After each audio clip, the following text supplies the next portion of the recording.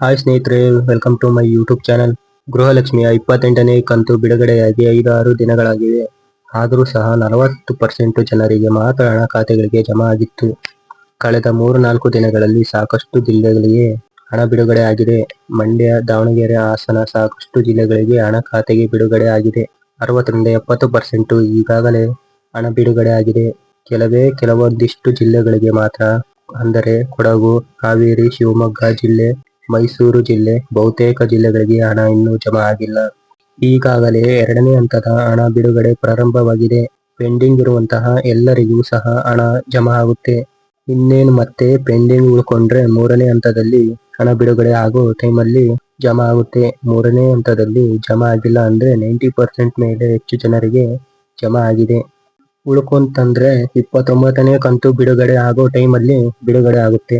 ಕೆಲವೊಂದಿಷ್ಟು ಮಹಿಳೆಯರಿಗೆ 27 ಮತ್ತು 28ನೇ ಕಂತಿನ ಹಣ ಕೂಡ ಒಂದೇ ದಿನದಲ್ಲಿ ಅಥವಾ 2 ದಿನದಲ್ಲಿ ಜಮಾ ಆಗ್ತಾ ಇರೋದನ್ನ ನೋಡಿರ್ಬೋದು. ಹಾಗಾಗಿ 28ನೇ ಕಂತಿಗೆ ಯಾರು ಕೂಡ ತಲೆ ಕೆಡಿಸ್ಕೊಳ್ಳೋಕೆ ಹೋಗ್ಬೇಡಿ.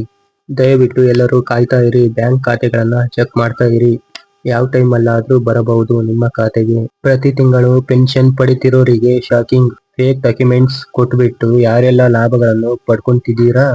ಎಕ್ಸಾಂಪಲ್, ಈಗ 60 ವರ್ಷ ದಾಟಿದವರಿಗೆ ಏನು ವಯಸ್ಕರ ವೇತನ ಬರುತ್ತೆ, ಸರಿಯಾಗಿ 60 ವರ್ಷ ಆಗಿರಲ್ಲ ಅವರಿಗೆ.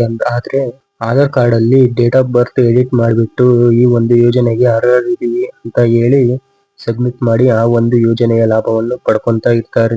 ಈ ತರ ಫೇಕ್ ಡಾಕ್ಯುಮೆಂಟ್ಸ್ ನ ಕೊಟ್ಟು ಪೆನ್ಷನ್ ಲಾಭಗಳನ್ನು ಪಡ್ಕೊಂತಿದ್ದಾರೆ. ಅಂತಹ ಫಲಾನುಭವಿಗಳನ್ನು ಪಟ್ಟಿಯಿಂದ ಹೊರ ಇಡ್ತಿದ್ದಾರೆ. ಇದೇ ತರ ಹೊಸ ಅಪ್ಡೇಟ್ಸ್ ನ ತಿಳಿಸ್ಕೊಡ್ತಾ ಹೋಗ್ತೀನಿ. ಇನ್ನು ಯಾರು ನಮ್ಮ ಚಾನಲ್ಗೆ ಸಬ್ಸ್ಕ್ರೈಬ್ ಮಾಡಿಲ್ವೋ ಬೇಗ ಸಬ್ಸ್ಕ್ರೈಬ್ ಮಾಡ್ಕೊಳ್ಳಿ.